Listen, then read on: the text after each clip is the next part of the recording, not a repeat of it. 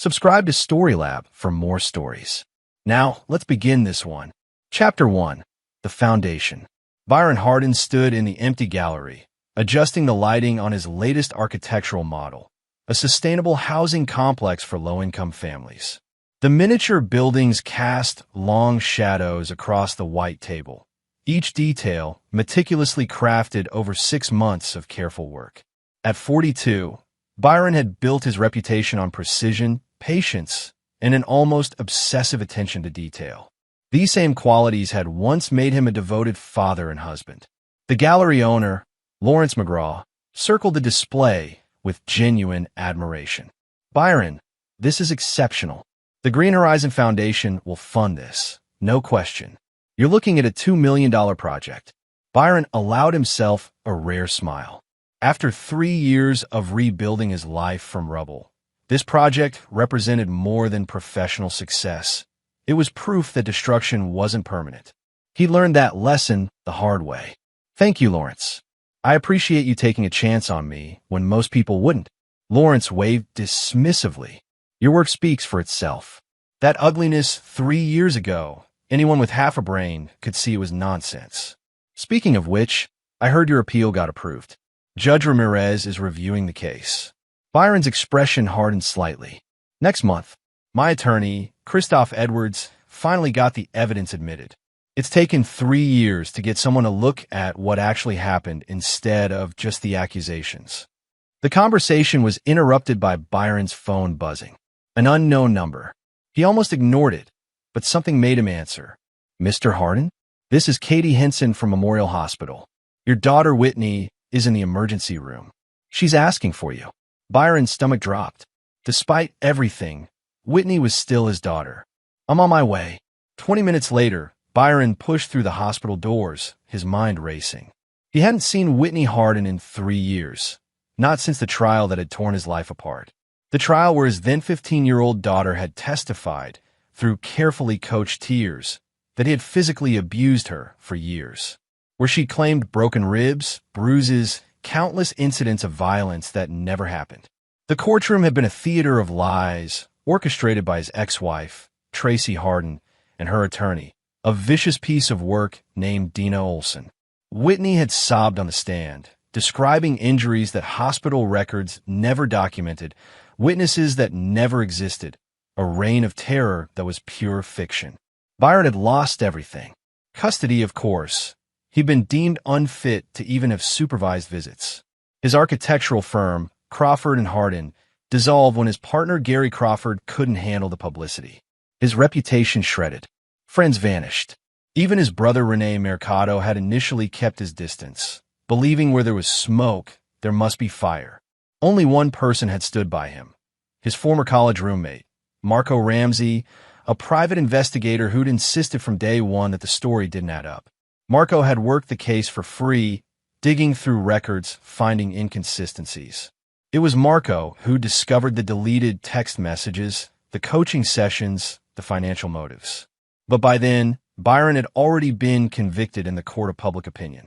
Now, as he approached the emergency room desk, he wondered what fresh hell awaited him. The nurse directed him to room 7. Inside, Whitney lay in the hospital bed, her face pale, her eyes hollow. At 18, she'd grown into a young woman, but there was something broken in her expression that went beyond physical injury. "Dad," she whispered and started crying. Byron stood in the doorway, every instinct warring inside him. Part of him wanted to comfort his daughter. Another part, the part that had spent 3 years in exile, remained wary. "What happened, Whitney?" "I fell down the stairs at Mom's boyfriend's house. I think my wrist is broken." She paused, tears streaming down her face. "Dad, I need to tell you something. I need to." The door burst open. Tracy Hardin stormed in, her face twisted with fury. She'd aged poorly. The bitterness had carved lines around her mouth, and her eyes held a manic quality that Byron didn't remember from their marriage. "What the hell are you doing here?" Tracy snarled.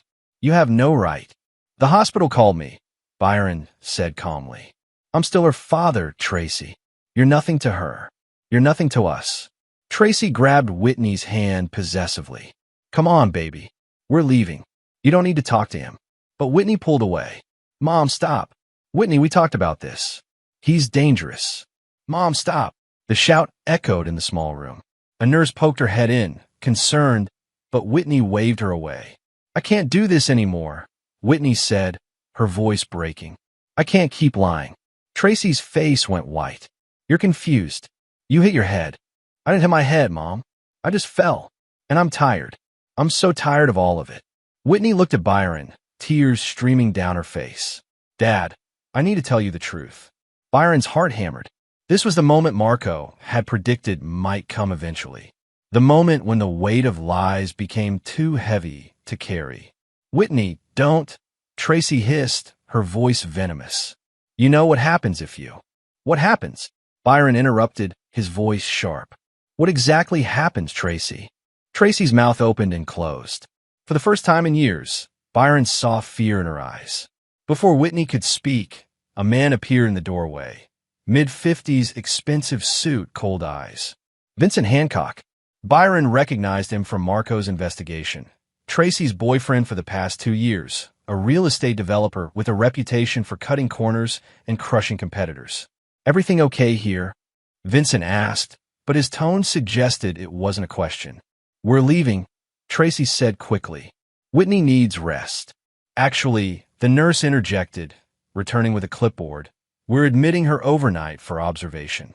Possible concussion protocol. Vincent's jaw tightened. That's not necessary. Hospital policy, sir, the nurse replied firmly. Byron watched the dynamics play out. Tracy was scared. Vincent was angry. And Whitney looked like she was drowning. I'd like to stay with my daughter, Byron said quietly. Absolutely not, Tracy began. Mom, please, Whitney interrupted. Just go. Both of you. I need space. After a tense standoff, Tracy and Vincent left, but not before Tracy shot Byron a look of pure hatred. The nurse, sensing the tension, positioned herself as a subtle buffer before also stepping out to give them privacy. Byron pulled a chair beside Whitney's bed. You don't have to tell me anything you're not ready to share. Yes, I do, Whitney whispered, before I lose my nerve again. Dad, everything I said at the trial, it was all lies. You never hurt me. Not once. Byron had waited 3 years to hear those words, but instead of relief, he felt only a deep, aching sadness. Why, Whitney? Why did you do it? And she told him. Chapter 2, The Blueprint. Whitney's confession unfolded over the next hour, each revelation more disturbing than the last. It had started 4 years ago, when Tracy began her affair with Vincent Hancock. Byron had been too focused on work to notice the signs, too trusting to see what was happening in his own home. Tracy had wanted a divorce, but there was a problem, the prenuptial agreement Byron's late father had insisted upon. In the event of adultery, Tracy would receive minimal settlement, a clause Byron's father had wisely included after witnessing his own mother's infidelity destroy his parents' marriage. Vincent had offered a solution. He had connections, including a ruthless divorce attorney named Dina Olson, who specialized in high-conflict custody cases. The strategy was simple but devastating. If Byron could be portrayed as abusive, the prenup would be invalidated. Tracy would get the house, substantial alimony, and full custody. More importantly, Byron's reputation would be destroyed, ensuring he couldn't fight back. Mom and Dina coached me for months, Whitney said, her voice hollow. They told me exactly what to say, how to cry, when to pause for effect. Dina said judges always believe children, especially daughters. They created this whole timeline of abuse that never happened. The broken ribs you testified about, Byron said quietly. The hospital records were fake. Well, not fake exactly. There were records, but from when I actually fell off my bike when I was 12.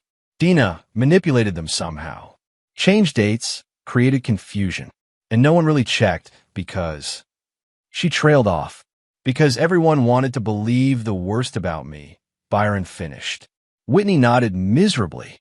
I'm so sorry, Dad. I was 15, and Mom kept saying we'd lose everything if I didn't help her.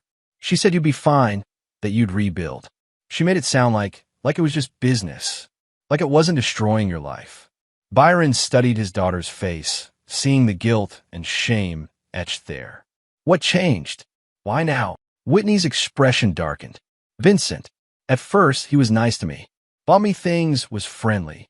But after the trial, after Mom got everything, he changed. He started making comments about how much I cost, how I'd been useful, but now I was just an expense. Then the comments got worse. What kind of comments? Whitney looked away. Inappropriate ones. About how I was becoming attractive, how I should be grateful to him. Last month, he tried to come into my room at night. Mom was out with friends, and he was drunk. I locked my door, and the next morning he acted like nothing happened. But I know what he intended. Byron's hands clenched into fists. Did you tell your mother? I tried. She didn't believe me, or didn't want to believe me. She said I was being dramatic, that Vincent would never do that I was just trying to cause problems.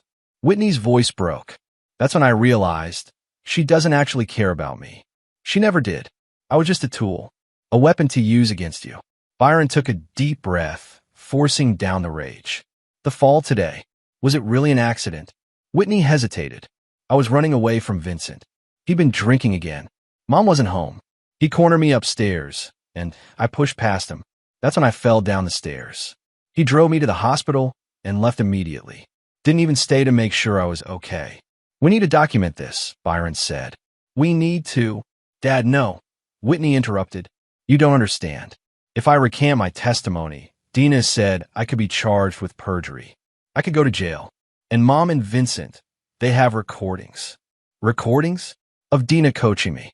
But in the recordings, she made it sound like I was the one lying about you being innocent, and she was trying to get me to tell the truth about the abuse.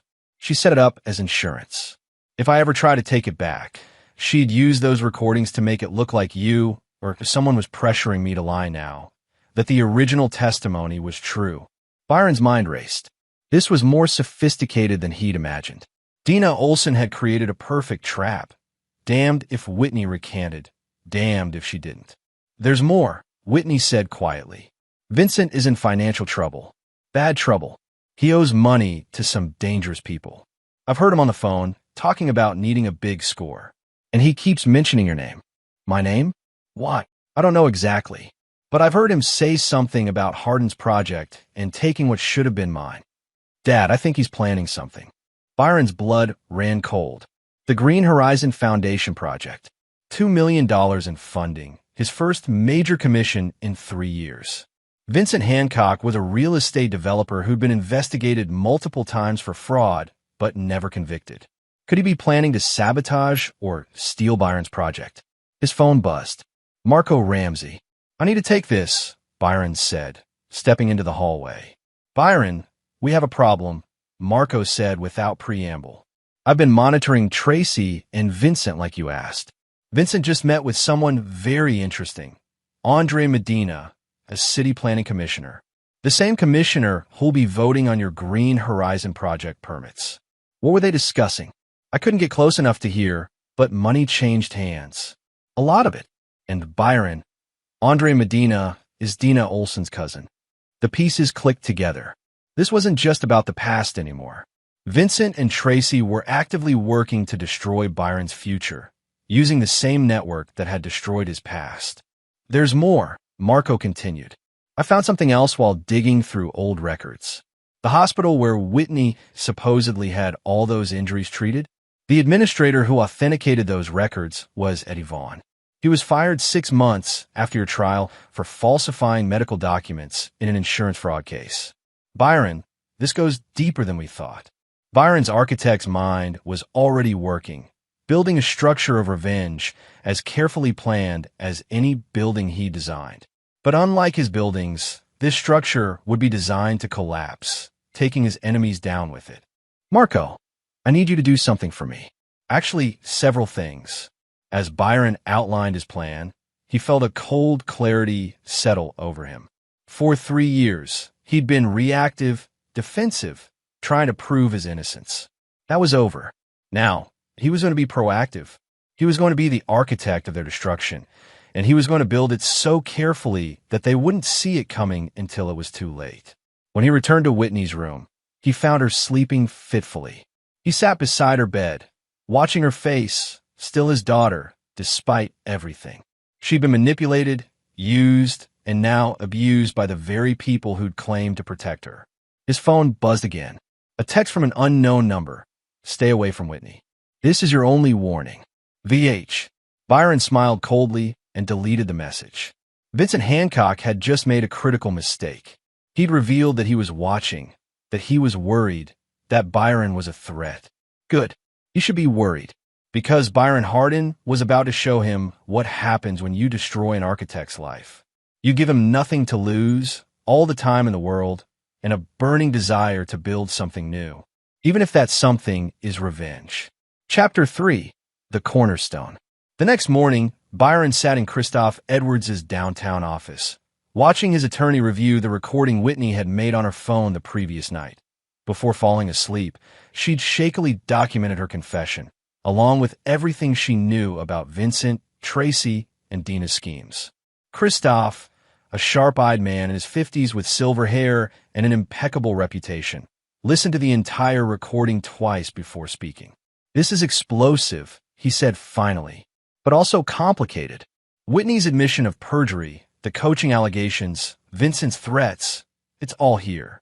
But Dina Olson is a snake, Byron. If she really has insurance recordings, she'll use them. And perjury charges against Whitney would be devastating, even if she was a minor when it happened. I'm not interested in Whitney being punished," Byron said firmly. "She was 15 and manipulated by her mother and a corrupt attorney. I want the people actually responsible to pay. Noble, but difficult.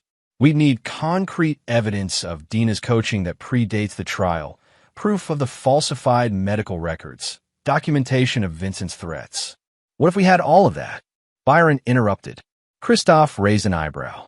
"Do we?" "We will. Marco's already working on it. But I need your advice on something else. My Green Horizon project. There's a conspiracy to sabotage it. Commissioner Andre Medina is involved, likely taking bribes from Vincent Hancock to deny my permits. Can you prove that?" "Not yet, but I have a plan." Byron leaned forward. "What if we let them think they're succeeding? What if we give them exactly what they want?" Christoph studied Byron carefully. "What exactly are you proposing?" Over the next 30 minutes, Byron outlined his strategy. It was risky, potentially illegal in parts, and required perfect timing.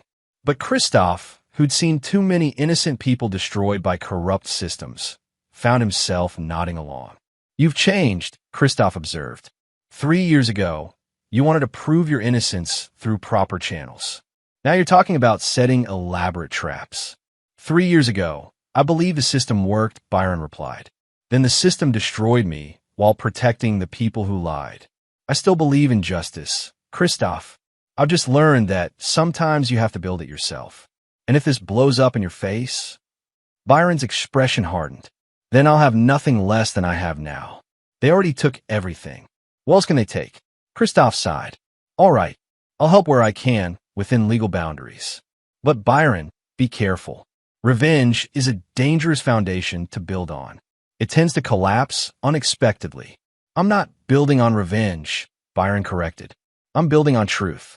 Revenge is just the architectural style. That afternoon, Byron met with Marco Ramsey at a quiet coffee shop in a neighborhood where neither of them would be recognized. Marco slid a folder across the table. Eddie Vaughn, the hospital administrator who authenticated Whitney's fake records. He didn't just disappear after being fired. He's working at a private clinic in Nevada, still falsifying records for the right price. I have a contact who can testify to that. Good. What about Andre Medina? Commissioner Medina has expensive tastes and a gambling problem. He's in debt to some very unpleasant people. Vincent Hancock has been paying off those debts in exchange for favorable votes on his development projects. The bribe I witnessed yesterday? That was just the latest installment. Can we document the connection? Marco grinned. Already done. I have a friend in the commissioner's office, Paula Haley, a clerk who's been documenting Medina's corruption for months, hoping someone would finally take him down. She's willing to testify and provide documentation. That's dangerous for her. She knows, but she's tired of watching him sell out the city. Some people still believe in doing the right thing. Byron felt a flicker of warmth. He'd spent 3 years convinced that everyone was corrupt that trust was foolish. Marco, and now Paula reminded him that wasn't true. What about Dina Olson's insurance recordings? Marco's expression darkened. That's trickier. Dina's smart. She keeps sensitive material in a safe at her home office. But I have a contact, Bud Horton, who specializes in, let's call it information retrieval. For the right price, he can access that safe. That's breaking and entering. It is, which is why you're not going to know the details of how we obtain the recordings. Plausible deniability, Byron. I'll handle the gray areas. You focus on building the case. Byron nodded slowly.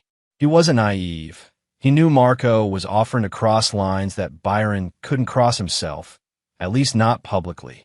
Part of him hated needing that kind of help. Another part recognized that his enemies had already crossed every line imaginable. There's one more thing, Marco said, pulling out another folder. Vincent Hancock's financial troubles are worse than Whitney knows. He's not just in debt, he's running a Ponzi scheme. His real estate developments are funded by borrowing from new investors to pay old investors. It's all held together with duct tape and lies. When it collapses, a lot of people will lose everything. How long until it collapses? Depends. If he can land a big project, say, stealing your Green Horizon project and flipping the contracts, he might keep the scheme going another year. But if something disrupts his cash flow, Marco shrugged. House of Cards falls down. Byron felt the plan crystallizing in his mind. Vincent's vulnerability was financial. Tracy's vulnerability was her dependence on Vincent. Dina's vulnerability was her reputation and the evidence of her corruption. Andre Medina's vulnerability was his gambling debts and fear of exposure. And Byron? His strength was patience, planning, and the ability to see how all the pieces fit together. All right, Byron said. Here's what we're going to do. That evening, Byron received an unexpected visitor at his modest apartment. Renee Mercado stood in the hallway, looking uncomfortable. Can I come in? His brother asked. Byron hesitated, then stepped aside. Renee was 2 years younger, a successful corporate attorney who'd initially distanced himself after the trial. They'd reconciled somewhat over the past year, but the relationship remained strained. I heard Whitney's in the hospital, Renee said, and that you were there. News travels fast. Tracy called me, furious. Demanded I talk to you, tell you to stay away from Whitney. Renee paused. But that's not why I'm here. Byron, I owe you an apology. A real one. Byron raised an eyebrow. You've apologized before. I've said the words, but I don't think I really understood what you went through until recently. I took on a case, a father accused of abusing his kids. The evidence was thin, the accusations were coached, and I could see exactly what was happening. And I realized that was you. 3 years ago, that was exactly what happened to you, and I didn't believe you. Your own brother. Renee's voice cracked. I'm sorry, Byron. I'm so goddamn sorry. I should have stood by you. I should have fought for you. Instead, I protected my reputation and let you face it alone. Byron felt something hard inside him soften slightly. You're here now. I want to help. Whatever you're planning. And Marco won't tell me details, but I know you're planning something. I want to help. I'm a good attorney, Byron. Let me use that for you. Byron studied his brother. Trust was hard, especially after betrayal. But Renee's regret seemed genuine, and Byron needed all the allies he could get. Can you access court records without raising flags? Byron asked.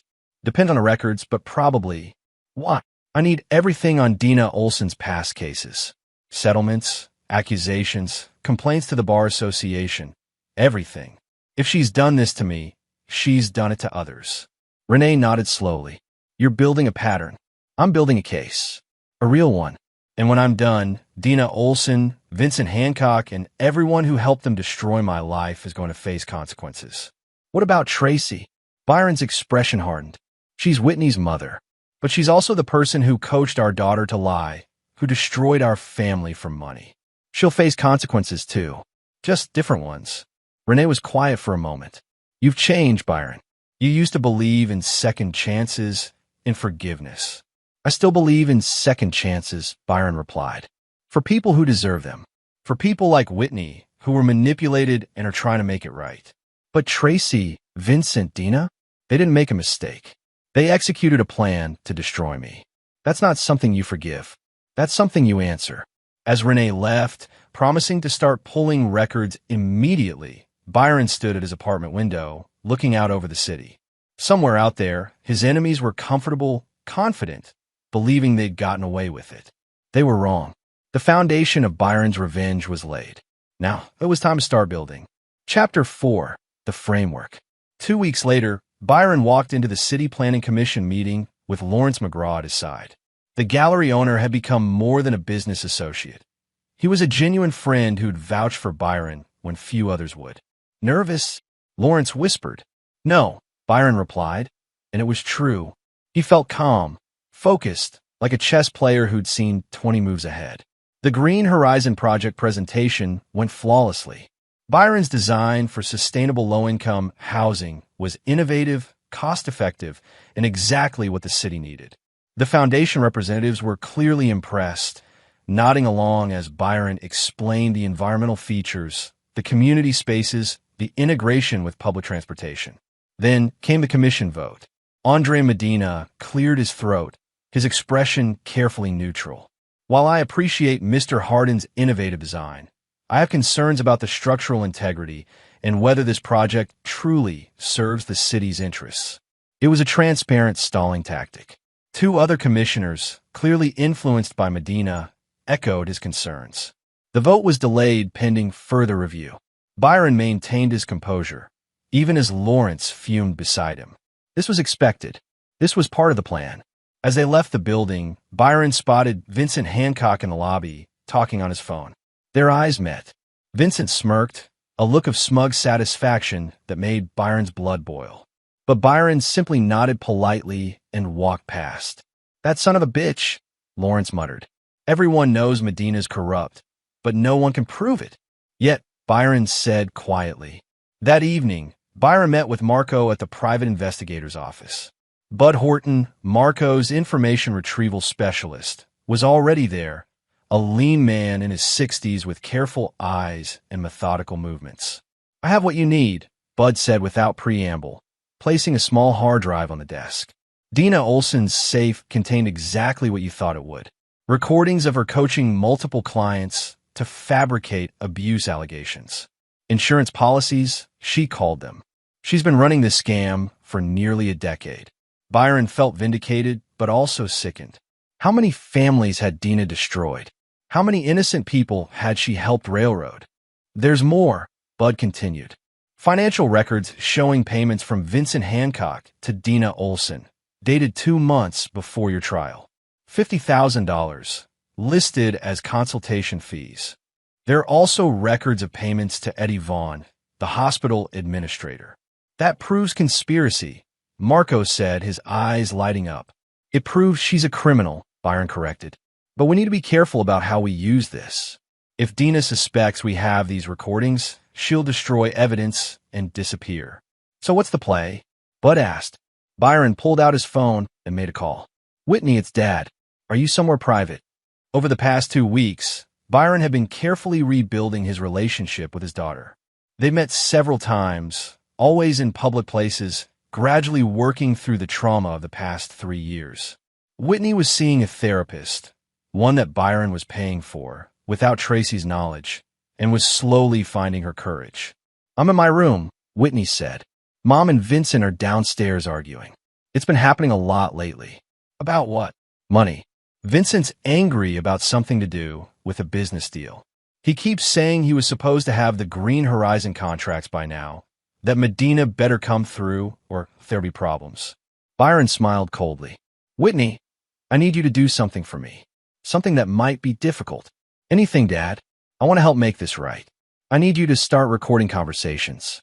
Whenever Vincent talks about his business, whenever your mother mentions me, or the trial, whenever Dina visits, I need you to document it. There was a pause. Mom will kill me if she finds out. I know. That's why you need to be careful. Keep your phone in your pocket. Use a voice-activated app. If it ever feels too dangerous, stop immediately. Your safety is more important than evidence. No, Whitney said firmly. My safety was never more important than evidence to them. They put me on a witness stand and made me lie to destroy you. I can do this, Dad. I want to do this. After the call ended, Marco raised an eyebrow. Using your daughter as an operative. That's cold, Byron. She volunteered, and she deserves a chance to make this right, to take back some control. Byron met Marco's gaze. Besides, I'm not putting her in danger. I'm giving her the tools to protect herself and expose the truth. There's a difference. If you say so, Marco replied. Meanwhile, Renee came through with Dina's case history. You're going to want to see this. The folder Marco handed over was thick, years of complaints, accusations, and suspicious patterns.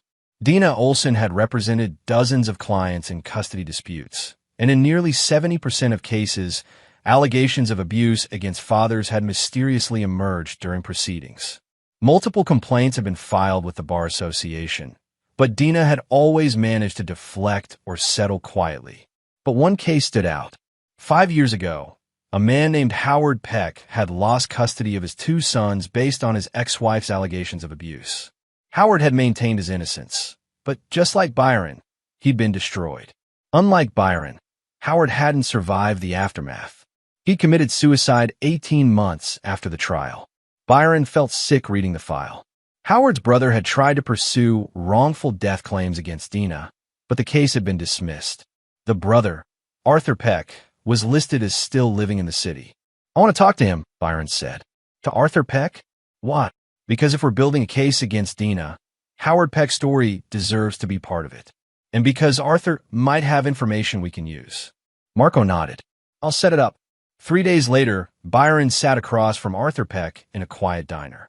Arthur was in his 60s, gray-haired and tired-looking, but his eyes sharpened when Byron explained who he was.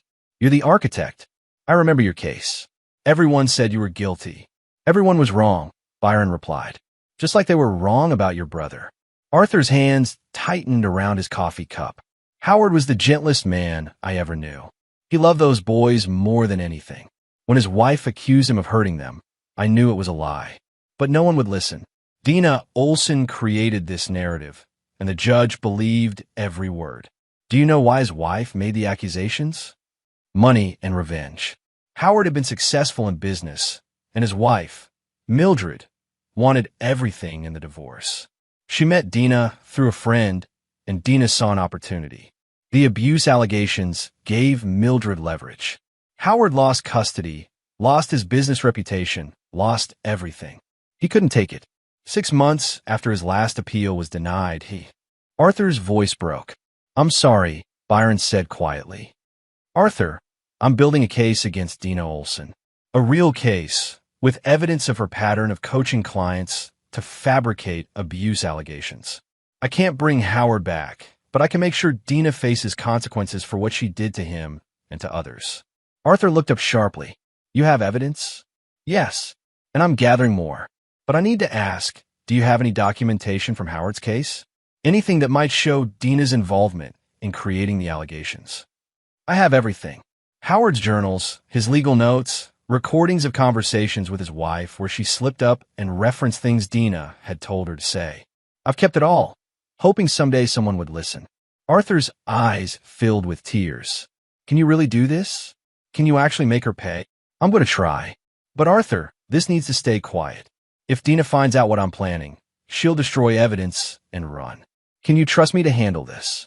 Arthur studied Byron for a long moment. Howard trusted the system, and it killed him. I don't trust systems anymore. But I trust a man who's been through the same hell and is still fighting. Yes, Byron, I'll trust you. As Byron left the diner with boxes of Howard's documentation, he felt the weight of responsibility settle heavier on his shoulders. This wasn't just about his own vindication anymore. This was about every father Dina had destroyed, every family she'd torn apart, every lie she'd profited from. The framework of his revenge was taking shape. Now he needed to start closing the walls. Chapter 5. The Walls Rise. Whitney's recordings proved more valuable than Byron had anticipated. Over the course of 3 weeks, she captured Vincent and Tracy in increasingly incriminating conversations. Discussions about bribing Medina, plans to sabotage Byron's other business prospects, and most damningly, casual admissions about the trial. The breakthrough came on a Thursday evening. Whitney had left her phone recording in the living room while pretending to be in her bedroom. Tracy and Vincent, believing they were alone, spoke freely. I still think we should have asked Dina for more money. Tracy's voice came through clearly. We gave her the perfect case. That recording she made of me convincing Whitney to tell the truth was brilliant insurance, but we should have been compensated better. You got the house and $250,000 in the settlement, Vincent replied irritably. Plus, Dina's been useful for other things. Like the pet case. The wife paid Dina a fortune to destroy that guy, and Dina kicked back 10% to me for the referral. Still, I did most of the work with Whitney. All those coaching sessions, teaching her to cry on cue, creating the timeline. Yeah, and you'd be in prison for perjury if Dina hadn't been smart enough to create insurance recordings. Stop complaining. We won. Byron's finished. Is he, though?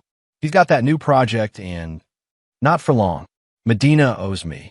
The project will be denied, Byron will be humiliated, and we can stop worrying about him.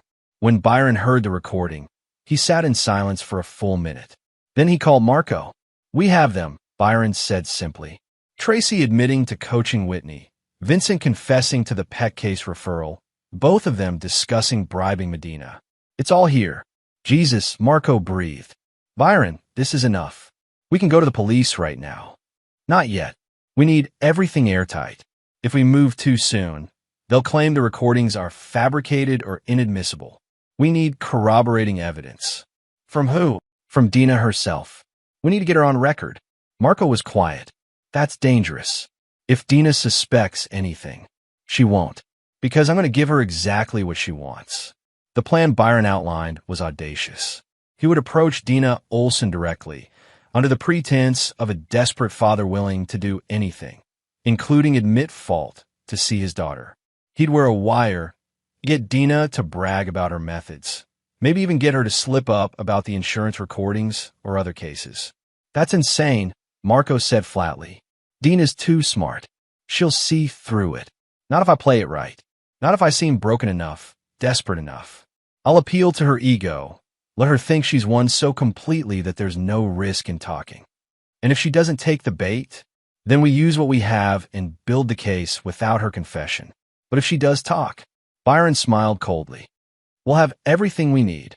2 days later, Byron sat in Dina Olson's sleek downtown office. The attorney was in her early 50s, impeccably dressed, with sharp features and calculating eyes. She looked genuinely surprised to see Byron. Mr. Hardin, I must say, this is unexpected. I'm sure it is, Byron replied, letting his voice shake slightly. Ms. Olson, I know you represented my ex-wife. I know you probably think I'm guilty of everything Whitney testified to. But I'm here to ask for help. Dina leaned back in her chair, studying him. Help with what? Whitney's been talking to me. She's confused, troubled. I think part of her wants to recant her testimony, and I'm terrified she'll do something that hurts herself legally. I know you protected her during the trial. I'm hoping you can help me understand how to protect her now. It was a carefully crafted lie, designed to make Dina think Byron was considering convincing Whitney to stay quiet, that he was broken enough to accept his fate if it meant protecting his daughter. Dina's expression shifted, surprise giving way to calculation. That's very noble of you, Mr. Hardin. Though I'm confused why you'd come to me. Because you know the case better than anyone. You built the prosecution. I figure if anyone can tell me how to keep Whitney safe legally, it's you. Dina was silent for a long moment. Byron could see her weighing the risks, calculating the angles. Finally, she smiled. A predator's smile. Mr. Hardin, I appreciate your honesty. The truth is, Whitney recanting would be very problematic for her. The testimony she gave was under oath. Changing it now could expose her to perjury charges. Even though she was 15, even so, and beyond the legal issues, there's the question of evidence. The court accepted certain documentation, certain expert testimonies. If Whitney were to claim those were false, well, it would raise questions about who influenced that false testimony. Byron let confusion show on his face. I don't understand. Dina leaned forward, her confidence growing. Mr. Hardin, let me be frank. Your daughter told the truth at that trial. The medical records, the timeline, the testimony, it was all accurate. If she's now claiming otherwise, someone is clearly pressuring her, and that someone would face serious legal consequences. But what if she really was coached? What if someone taught her what to say? Dina's smile widened. Then that someone would have been very smart to create insurance documentation showing that any coaching was actually an attempt to get the truth, not fabricate lies. I always protect my clients, Mr. Hardin. Always. The insurance recordings, Byron said, as if understanding dawning. You have recordings showing Whitney was telling the truth. I have recordings showing that any allegations of coaching are baseless, Dina corrected smoothly. Recordings that would destroy anyone who claimed the trial was fraudulent. Byron was wearing a wire. Every word was being captured, but he needed more. What about the medical records? What if someone questioned their authenticity? Dina waved a hand dismissively. The administrator who authenticated them has been dealt with. He's no longer a concern, and the records themselves are part of the official court documentation. Challenging them now would require evidence that doesn't exist, because you made sure it doesn't exist. Dina's eyes narrowed slightly. Mr. Hardin, I'm not sure what you're implying. Byron had pushed too far. Time to retreat. Nothing, Ms. Olson. I'm just trying to understand. You've been very helpful. I appreciate your time. As Byron stood to leave, Dina spoke again. Mr. Hardin, a word of advice. Whatever you're planning, and I suspect you're planning something, I'd reconsider. You've already lost everything. Some battles aren't worth fighting. Accept what happened, move on, and maybe you can rebuild some kind of relationship with your daughter. Fight me, and I'll destroy what little you have left. Byron met her gaze. Noted. Thank you for the advice. Outside, Byron walked 3 blocks before ducking into a coffee shop where Marco was waiting. Byron pulled out the recording device and played back Dina's admissions. Marco's eyes widened. She basically confessed to everything. The insurance recordings, dealing with Eddie Vaughn, threatening you. It's not enough, Byron interrupted. She was careful. She never explicitly admitted to fabricating evidence or coaching Whitney to lie. A good attorney, and she's a good attorney, could argue she was speaking hypothetically or that I misunderstood. So what now? Now we add this to everything else. Whitney's recordings, Arthur Peck's documentation, the financial records Bud obtained, Renee's case history research, Paula Haley's documentation of Medina's corruption. We're building a wall, Marco, brick by brick. And when it's complete, there'll be no way out. That evening, Byron met with Christoph Edwards to review the accumulated evidence. The attorney spread documents across his conference table, reading through each piece meticulously. This is substantial, Christoph said finally. Dina's admissions, Whitney's recordings, the financial trail, the pattern of corruption across multiple cases. Byron, this is enough to reopen your case and file charges against multiple people. Not yet, Byron insisted. We're missing the connection between Vincent and the Green Horizon sabotage. We need to catch him and Medina in the act. That's extremely difficult. Medina's smart enough not to take obvious bribes and... Byron's phone buzzed. Paula Haley, the city clerk. Mr. Hardin, I just saw something you need to know about. Commissioner Medina is meeting Vincent Hancock tomorrow morning at his private office. The meeting isn't on his official calendar. Can you give me access to that office? Byron asked, or at least a way to observe the meeting. The office has security cameras. I can't give you the live feed, but I can make sure the recording is preserved and accessible. That would be perfect. After the call ended, Christoph shook his head. Byron, even if we get video of the meeting, it doesn't prove bribery. It does if Vincent's financial records show payments to Medina's creditors within hours of the meeting. Marco interjected. He'd been silent until now, working on his laptop, which, based on the pattern I've tracked, he will. Vincent pays Medina's gambling debts every time he needs a vote. The timing is always the same. Meeting, then payment within 24 hours. Byron felt the pieces clicking into place. So we document the meeting, track the payment, and show the pattern. That's conspiracy and bribery. It is, Christoph agreed slowly. But Byron, you need to be realistic about outcomes. Even with all this evidence, criminal convictions are difficult. Dina might face disbarment. Vincent might face fraud charges. Medina will certainly lose his position, but Tracy could claim she was manipulated by Dina. Whitney could still face perjury questions. This might not end the way you want. I don't need perfect justice, Byron replied. I need the truth exposed. I need these people to face consequences, even if those consequences aren't prison. I need Whitney to be free of their influence. And I need my name cleared. That's enough. Christoph studied him. You've thought this through. I'm an architect. Thinking things through is what I do. The next morning, Vincent Hancock arrived at Andre Medina's private office at 9 a.m. sharp. Paula Haley ensured the security cameras were recording at maximum quality. Byron waited in a cafe across the street, watching the building entrance, his phone ready. 30 minutes later, Vincent emerged looking satisfied. Within 6 hours, Marco confirmed that a payment of $15,000 had been made to one of Medina's creditors, a casino in Atlantic City where the commissioner had a running tab. We have him, Marco said. We have both of them. Then it's time, Byron replied. Time to bring the walls down. Chapter 6. The ceiling collapses.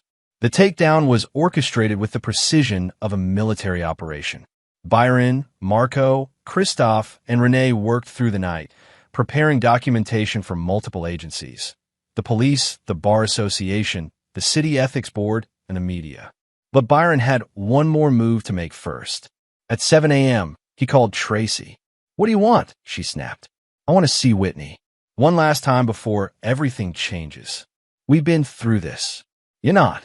Tracy, I'm not asking permission. I'm telling you I'm going to see my daughter, and you can either facilitate it or watch it happen anyway. Your choice. There was a long silence. Fine. This afternoon. Our house. 2 hours supervised. Byron smiled. Tracy was too arrogant to realize she'd just made a critical mistake. That afternoon, Byron arrived at the house that used to be his, the house Tracy had stolen through lies. Vincent answered the door, his expression hostile. You've got 2 hours. I'll be watching. Byron walked inside to find Whitney waiting in the living room. She looked nervous but determined. Tracy sat in a corner, arms crossed, radiating anger. Hi, Dad, Whitney said quietly. Hi, sweetheart. Byron sat across from her, acutely aware of Vincent and Tracy watching. How have you been? Okay. Better, actually. The therapy's helping. They made small talk for several minutes. Then Byron carefully steered the conversation. Whitney, I want you to know something. No matter what happens, no matter what you hear over the next few days, I want you to know that I love you. And I forgive you. Tracy stiffened. What's that supposed to mean? Byron ignored her, keeping his focus on Whitney. I know you were manipulated. I know you were used. None of what happened was your fault. But it's time for the truth to come out. All of it. Byron, what are you talking about? Tracy demanded, standing up. Byron finally looked at her. I'm talking about justice, Tracy. I'm talking about consequences. Did you really think you'd get away with it forever? Get away with what? You abused our daughter. I never touched her, Byron said calmly. And you know it. You coached her to lie. You worked with Dina Olson to fabricate evidence. And you destroyed our family for money. But that's over now. Vincent stepped forward menacingly. I think you should leave. Actually, I think you should sit down, Byron replied. Both of you. Because in about 30 minutes, federal agents are going to arrive at your office, Vincent, with warrants for financial records related to your Ponzi scheme. At the same time, the Bar Association is going to receive documentation of Dina Olson's pattern of coaching clients to fabricate abuse allegations. And the City Ethics Board is going to get evidence of Commissioner Medina accepting bribes from you, Vincent, to sabotage my projects and approve your fraudulent developments. The color drained from both their faces. You're bluffing, Tracy whispered. Am I? Byron pulled out his phone and played the recording of Tracy and Vincent discussing the trial. Their voices filled the room, casual admissions of conspiracy and fraud. Vincent lunged forward, but Byron was ready. He stepped back, and simultaneously, the front door opened. Marco entered, followed by 2 police officers. Vincent Hancock, you're under arrest for bribery, fraud, and conspiracy, one officer announced. You have the right to remain silent. As Vincent was cuffed and led away, still cursing and threatening, Tracy collapsed onto the couch, her face ashen. "Mom!" Whitney's voice was small, frightened. Byron knelt beside his daughter. "Whitney, you need to listen carefully. The police are going to want to talk to you about what really happened, about how you were coached to testify. I have an attorney for you, not Christoph, someone independent who will protect your interests. Her name is Rachel Schwartz, and she specializes in helping minors caught in custody disputes. You're going to tell her everything, and she'll help make sure you're protected. But the perjury charges, Rachel will negotiate immunity in exchange for your testimony against Dina and your mother. You were 15, manipulated by adults you trusted. Any reasonable prosecutor will see that." Tracy finally spoke, her voice venomous. "You bastard. You're going to destroy your own daughter to get revenge on me." Byron stood, looking down at his ex-wife with contempt. "I'm saving my daughter from you, Tracy. You're the one who put her in this position. You're the one who used her as a weapon. I'm giving her a chance to be free." The second police officer approached Tracy. "Ma'am, we need you to come with us for questioning regarding allegations of conspiracy to commit perjury and fraud." As Tracy was let out, still screaming threats and accusations, Byron sat beside Whitney and held her while she cried. Marco stood quietly by the door, giving them space. "Is it really over?" Whitney asked eventually. "The first part is," Byron replied. "Now comes the hard part. The truth, the testimony, the rebuilding. But yes, sweetheart, the lies are over." Over the next week, the dominoes fell exactly as Byron had orchestrated. Vincent Hancock was charged with running a Ponzi scheme that had defrauded investors of over $8 million. His real estate empire collapsed within days. Additional charges of bribery and conspiracy were added. With his finances frozen and his assets seized, Vincent couldn't afford the legal dream team he'd expected. He was facing 20 years in federal prison. Andre Medina resigned from the City Planning Commission hours before the Ethics Board formally removed him. He faced criminal charges for accepting bribes and was cooperating with prosecutors, throwing Vincent and others under the bus to reduce his own sentence. Dina Olson's world unraveled spectacularly. The Bar Association launched an investigation based on evidence from multiple cases, including Howard Peck's. When Whitney gave her deposition, describing in detail how Dina had coached her to fabricate testimony, it made national news. 3 other former clients came forward with similar stories. Dina was disbarred within a month and faced criminal charges for conspiracy and subornation of perjury. Her insurance recordings turned out to be her undoing. When prosecutors obtained them through warrant, they showed exactly what Dina thought they concealed: systematic coaching to fabricate allegations, carefully constructed to sound like she was getting clients to tell the truth while actually doing the opposite. Audio forensic experts testified that the recordings had been edited, that Dina had manipulated context to create false impressions. It was brilliant, and it was evidence of obstruction of justice. Tracy was charged with conspiracy, but offered a plea deal in exchange for testimony against Dina. She would serve 18 months with possible early release. More devastating to her, she lost custody of Whitney entirely and was ordered to undergo psychiatric evaluation. Eddie Vaughn, the hospital administrator who'd authenticated fake records, was arrested in Nevada and extradited. He also cooperated, providing testimony about how Dina had paid him to falsify documents in multiple cases. In Byron's case, it was vacated, all charges expunged. The judge who'd originally presided, not yet retired, issued a formal apology from the bench, an almost unprecedented move. Chapter 7. The Restoration. 3 months after the arrests, Byron stood in a much larger gallery space, watching as hundreds of people circulated around his new exhibit. The Green Horizon Project had been approved unanimously by the restructured Planning Commission. Ground would break in 2 months. But tonight wasn't about that project. Tonight was about something else. Lawrence McGraw approached with a champagne flute and a broad smile. "Byron, this is incredible. The Truth and Reconciliation exhibit, the architectural models representing broken families, rebuilt trust, the whole concept. It's profound. You're going to win awards for this."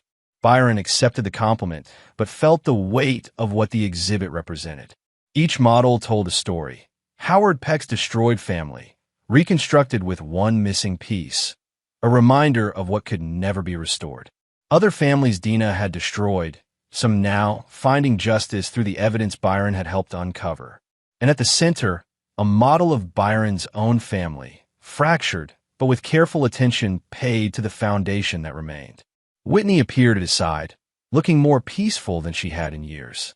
She was living with Byron now, in a house they'd chosen together, not the old family home, which had been sold, but a new space where they could build new memories. "This is beautiful, Dad," she said softly. "It's honest," Byron replied. "That's all I wanted it to be." Renee joined them, now a regular presence in Byron's life again. "Mom and Dad would be proud," he said quietly. Their parents had died years earlier, but Byron felt their presence tonight. His father's insistence on the prenup that had started this whole chain of events, his mother's gentle wisdom about truth always emerging eventually. "Mr. Hardin?" A woman approached, mid-30s, professional kind eyes. "I'm Shelby Wyatt.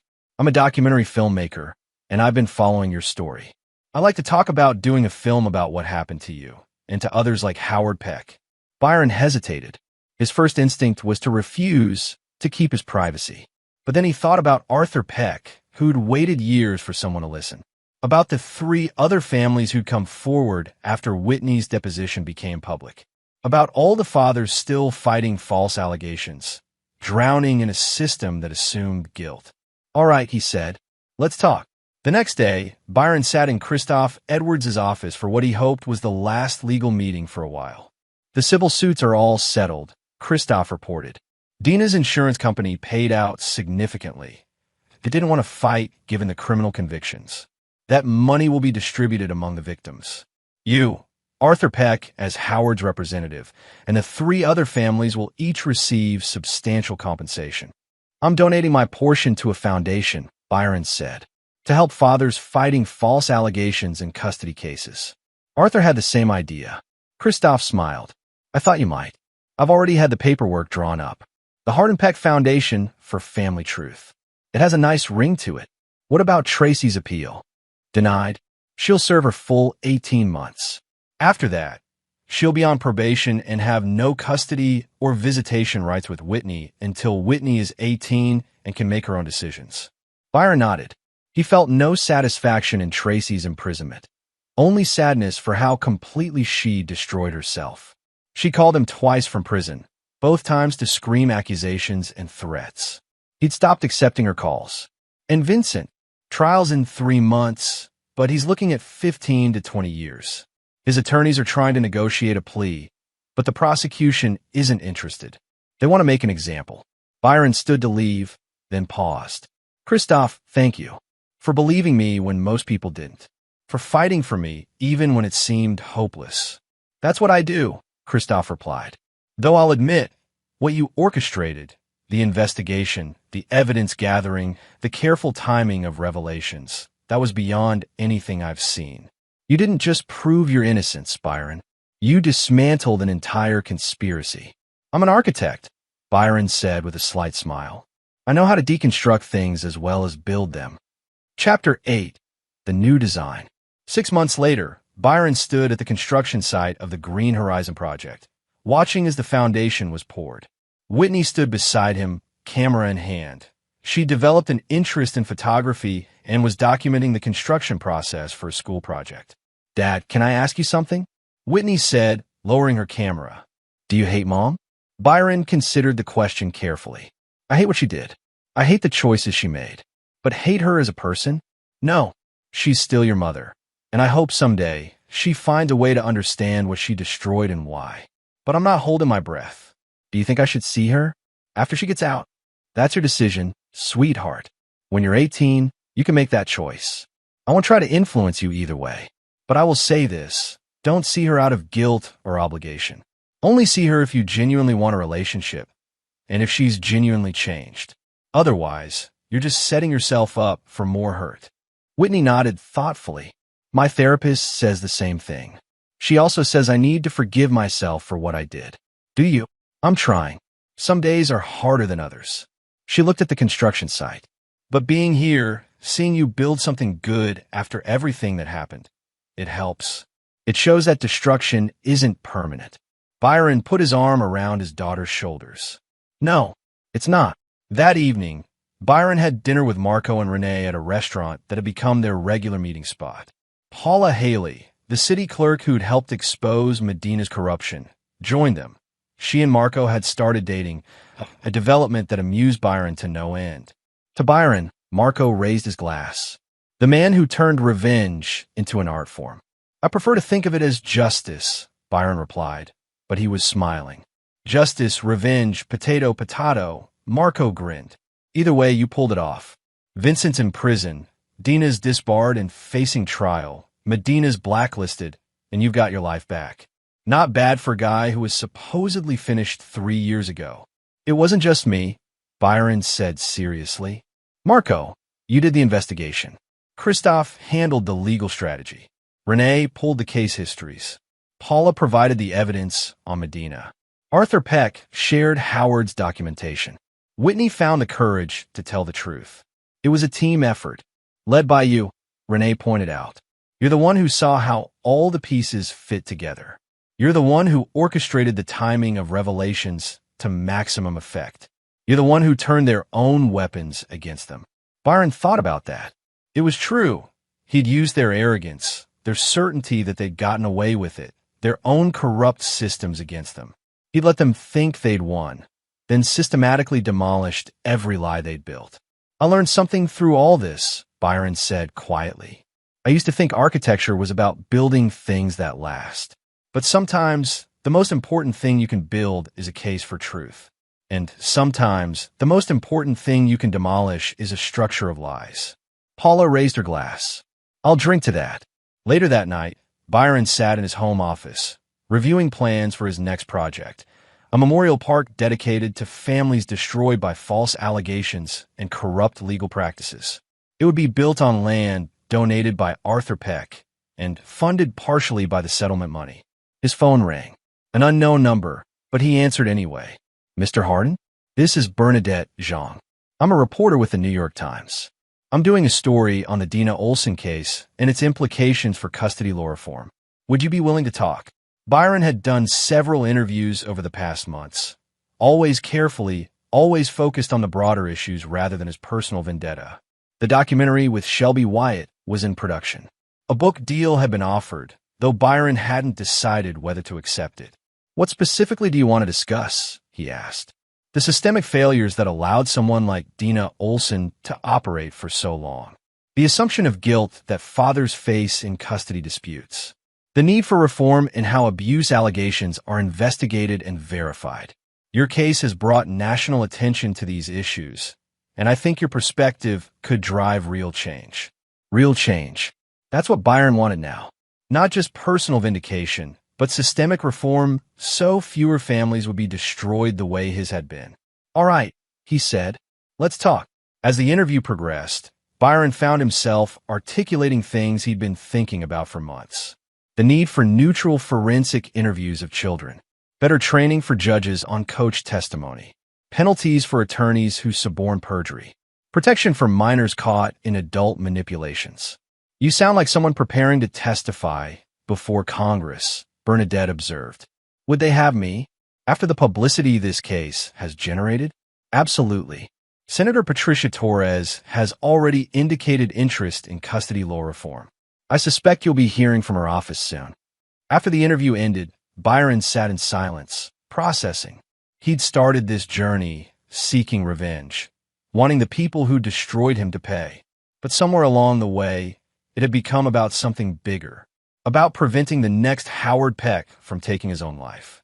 About protecting the next Whitney from being used as a weapon. About creating a system where truth mattered more than tactics. He'd won his personal battle. Now it was time to fight the war. Chapter 9. The Legacy. 1 year after the arrests, Byron stood in a federal courtroom in Washington, D.C., waiting to testify before the Senate Judiciary Committee. Senator Patricia Torres presided, her expression serious and engaged. Mr. Hardin, thank you for being here today. Can you tell us, in your own words, what happened to you and why you believe systemic reform is necessary? Byron had prepared for this moment, But when he spoke, the words came from the heart rather than any script. 4 years ago, I was a successful architect, a devoted father, and an ordinary person who believed the system worked. Then my ex-wife and her attorney decided to destroy me using false allegations of child abuse. My daughter was coached to lie under oath. Evidence was fabricated. Medical records were falsified. And the system, the courts, the social services, the presumption of guilt facilitated that destruction. He paused, looking around the room. Senators, journalists, advocates, other victims watching from the gallery. I was lucky. I had resources, friends who stood by me, and eventually evidence that proved my innocence. But Howard Peck wasn't lucky. He faced the same false allegations, the same corrupt attorney, the same system, and it destroyed him so completely that he took his own life. Howard Peck isn't here to testify. I am, and I'm speaking for him, and for every parent who's been falsely accused, and for every child who's been weaponized in custody disputes. Byron presented his proposals. Mandatory neutral forensic interviews for children alleging abuse, recorded under controlled conditions. Serious penalties for attorneys found to have coached false testimony. Better training for judges and social workers on recognizing manipulation. Protection for minors who recant testimony, with immunity in cases where they were clearly manipulated by adults. The committee members asked questions, some supportive, some skeptical. But Byron had learned patience, how to present evidence methodically, how to build a case brick by brick. When he finished, Senator Torres thanked him formally, but as the session adjourned, she approached him privately. That was powerful testimony, Mr. Hardin. I believe we can build legislation around these proposals. It won't be quick, nothing in Congress is, but I think we can create real change. That's all I'm asking for, Senator. A system where truth is more important than tactics, where children are protected instead of exploited, where an innocent person has a real chance to prove their innocence. We'll get there, she promised. That evening, Byron had dinner with Whitney, Marco, Renee, and Lawrence at a restaurant overlooking the Potomac. They were celebrating, not just Byron's testimony, but Whitney's acceptance to a prestigious art school, Marco and Paula's engagement, Renee's promotion to senior partner, Lawrence's expansion of his gallery.